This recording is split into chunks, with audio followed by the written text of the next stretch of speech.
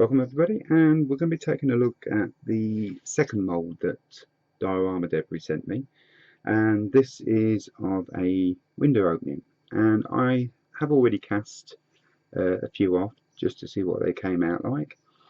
It's a rubber silicone mould, and if I can get a pointy stick.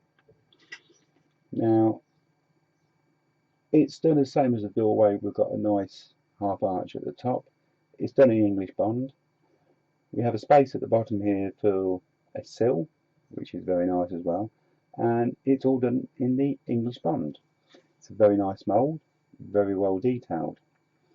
Now I shall move this out of the way and I'll bring some parts in. Right, this is one of the parts that actually came out of the mould.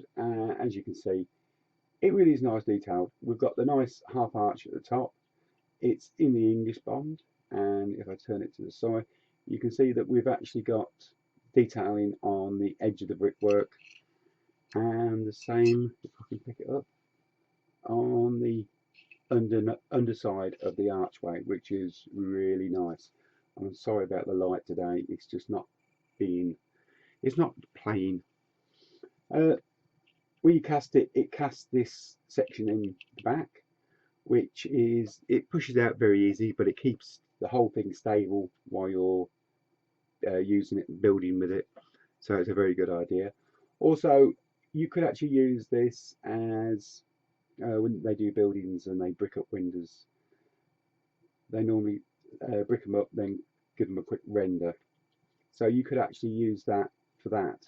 So that's another possibility.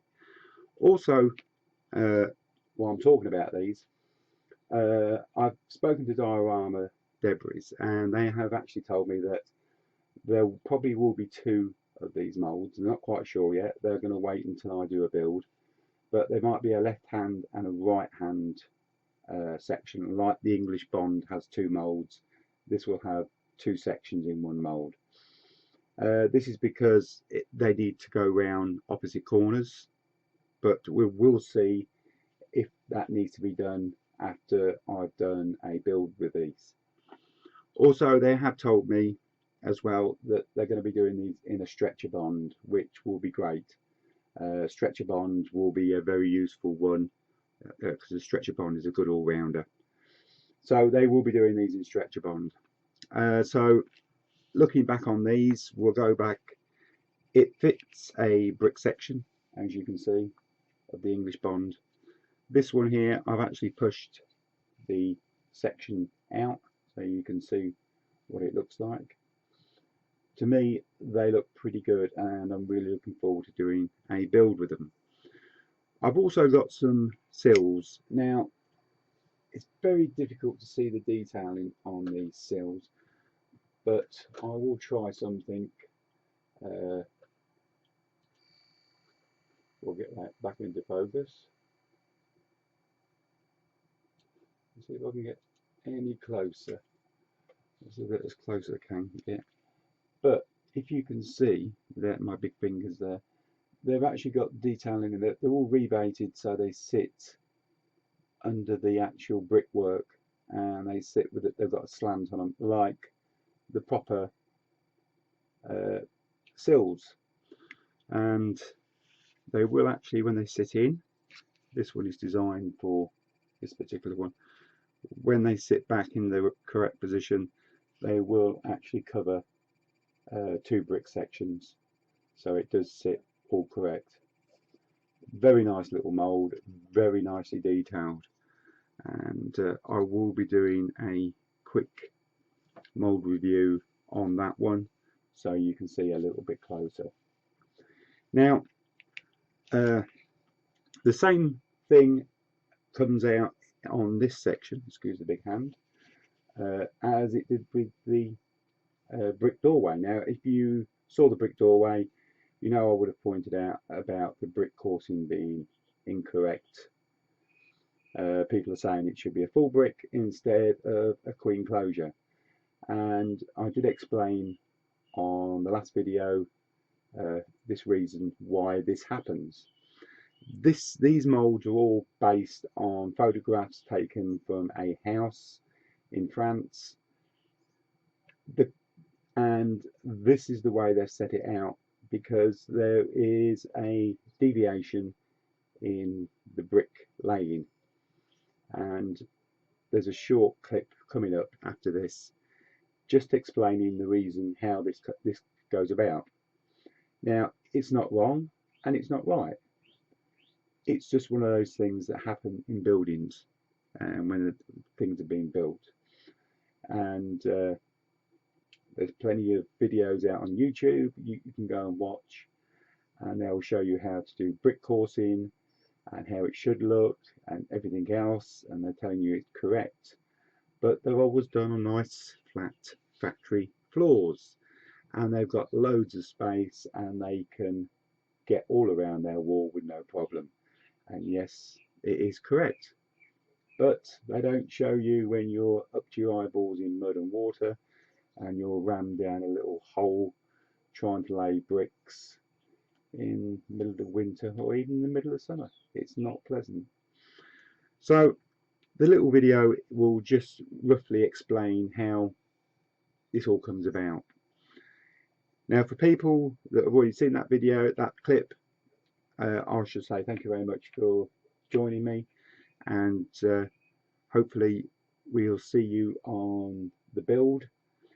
I'm going to start building very, very soon. We're going to be building some sort of like on the basis of mini art shell, just the front and maybe just two short sides and a little interior, just to get the feel of what these panels are going to look like when they're all finished. So thank you very much, and enjoy the rest of the video. Okay, I've got some paper and I'll try and explain how this different coursing comes about. Now, we all know that to build a house we need a footing. It's straightforward and simple enough, and what you need to do is dig a trench and we fill it full of concrete as a footing. Now, I'll do the footing from the side like so. So this part is underground and this is the top of your footing. Now, when these footings are poured,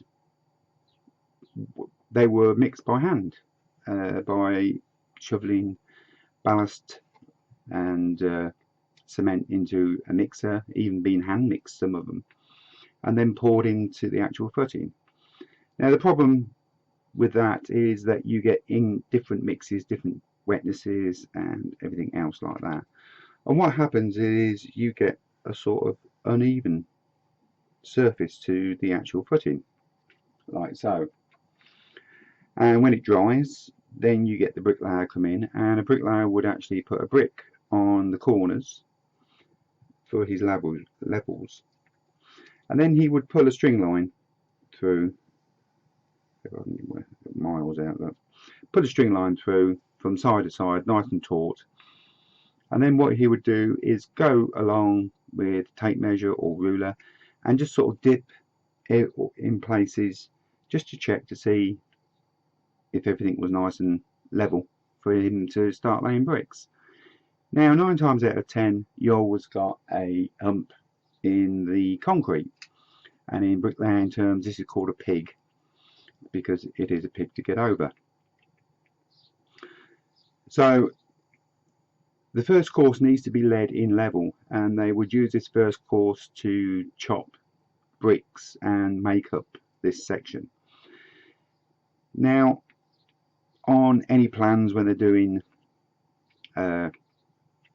brickwork, they would, on the English bond, they would start off using a header course running through the first course on top of the footing. But when you've got a big hump in the concrete, this is impossible, so they revert back to using a stretcher bond. And the reason is they use a stretcher bond is because if you've got a brick, the face of a brick like that, it's easier to cut an angle across the brick than when you've got an actual brick on its end. It's difficult to cut that angle across that shorter distance, believe it or not, because the bricks were solid then. There weren't no frogs or anything like that in them. And so they would just revert back to going to a stretcher bond, easier to cut. And then they would go all the way across, putting the bricks in, cutting them to suit, keeping to the line, bits, and even just filling in with some cement, and until they got it all nice and level all the way around. Simple as that.